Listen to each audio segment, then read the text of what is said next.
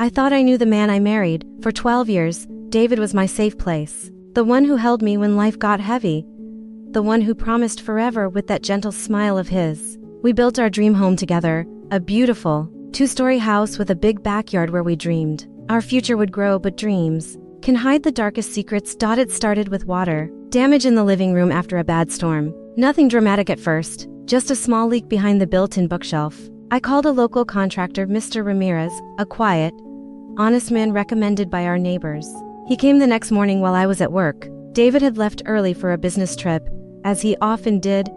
I was in the middle of a meeting when my phone buzzed. It was Mr. Ramirez. His voice sounded different, tight, almost nervous. "Ma'am, I need you to come home right now. And please, come alone." My heart skipped. "Is everything okay? Is the house damaged badly?" He paused. "It's not about the water damage. There's something behind the wall. Something your husband built. You need to see this yourself. Don't bring anyone else. Just you." I left work immediately, my hands shaking on the steering wheel the entire drive home. The words "come alone" kept echoing in my head. Why would he say that? What could possibly be so private that I couldn't even call a friend? When I pulled into the driveway, Mr. Ramirez was waiting outside, his face pale. He didn't smile. He just nodded toward the front door and said softly, "I'm really sorry, ma'am." We stepped inside. The bookshelf had been carefully moved. A large section of the drywall was cut open like a wound in the wall. Dust floated in the afternoon light. My stomach twisted as I walked closer. Behind the wall was a hidden space, narrow, maybe 4 feet deep, but perfectly finished. Carpeted floor, a small desk, shelves, and on those shelves, stacks of letters, photographs, and to phones I had never seen before. Ramirez stayed quiet while I stepped inside. My fingers trembled as I picked up the first photo. It was David, smiling, with his arm around a woman I didn't recognize. She looked young, happy, and very pregnant. The date on the back was only 3 years ago. That was the moment my entire world cracked open. I stood there frozen, staring at the evidence of a life my husband had been living right under my roof. The hidden room wasn't some old forgotten space. It had fresh paint. The carpet still smelled new. David had built this himself during one of his home improvement weekends 2 years ago. The same weekends he said he needed space to think. I started reading the letters. Dozens of them. Love notes, apologies for not being able to leave me yet. Promises that once the situation was handled, they would be together. Her name was Elena. She lived 2 towns away. They had been together for almost 4 years, and the worst part, there were ultrasound pictures. A little boy, David's son, born while I was planning our anniversary trip last summer. Tears burned down my face. I felt sick. How many nights had I cooked dinner for him, laughed with him on the couch, made love to him, while he was texting her from this secret room?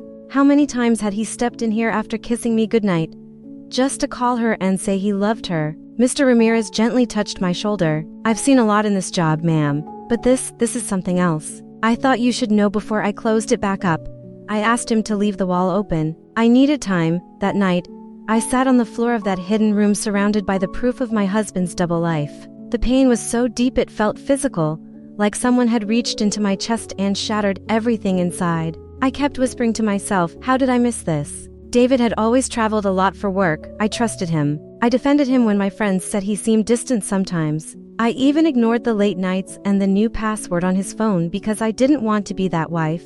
Now I understood why he insisted on handling all the home repairs himself. Why he got so angry when I suggested we knock down that bookshelf to open up the living room. It wasn't about design. It was about protecting his secret world. The next few days were a blur of heartbreak and rage. I barely slept. Every time I closed my eyes, I saw that ultrasound picture. That little boy who would never know the full truth about his father's lies. I confronted David when he came home from his trip. I didn't scream. My voice was calm, almost a calm. I simply led him to the open wall and said, "You have something to explain."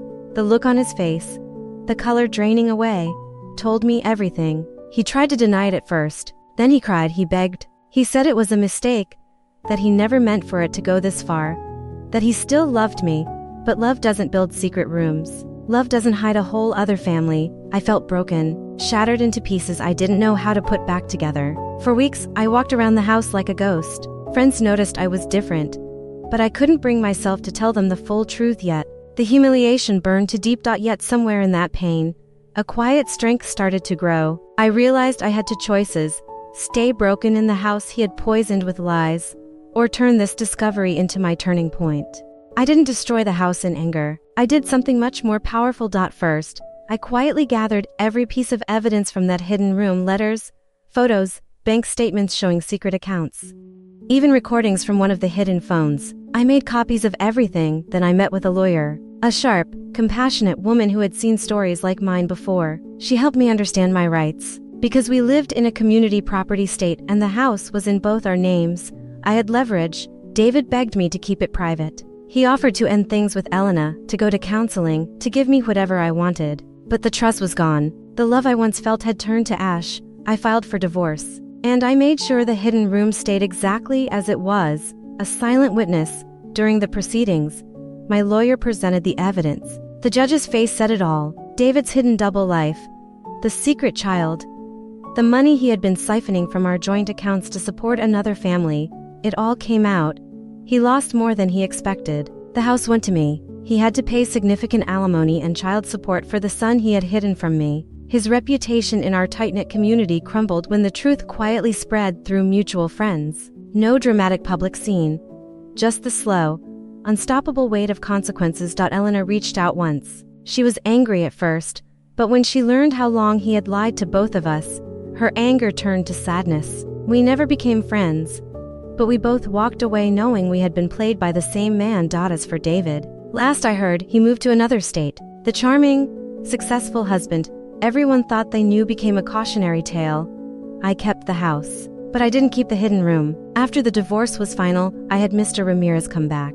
This time, we didn't just patch the wall. We tore the entire false section down and opened up the space with bright windows and fresh paint. I turned it into a sunroom where I now sit with my morning coffee, watching the garden bloom. Every time I walk past that spot, I no longer feel pain. I feel power. That hidden wall taught me something I will never forget. The truth always finds its way out, no matter how carefully someone builds their lies. One day the wall comes down. If you're watching this and you feel something is wrong in your relationship, that quiet voice telling you to look closer, please listen. Don't ignore the signs because you're afraid of what you'll find. The pain of knowing is always better than the slow poison of living a lie. You deserve honesty. You deserve peace. And sometimes, the strongest revenge isn't loud or cruel. It's simply choosing to rebuild your life brighter than the one they tried to hide from you. I'm healing now, stronger, wiser, and free. Thank you for listening to my story. If you've been through betrayal, drop a comment below. You're not alone. Remember, the walls we build to hide our pain can also be the walls that set us free when they finally come down. Until next time, take care of your heart.